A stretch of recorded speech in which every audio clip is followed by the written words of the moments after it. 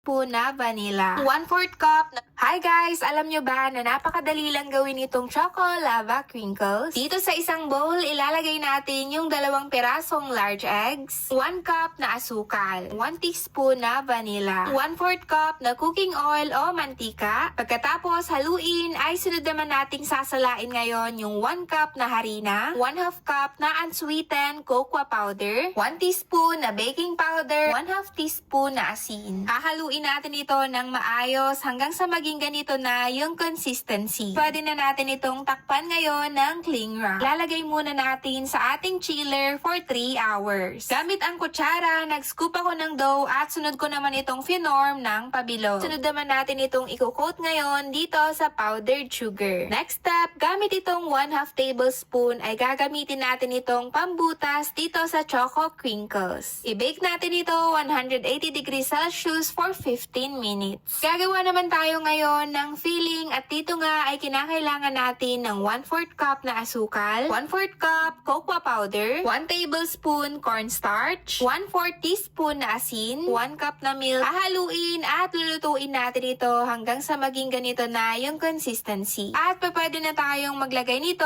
dito sa Choco Crinkles. At ayan, pwede na natin itong iserve ngayon at para matikman na rin.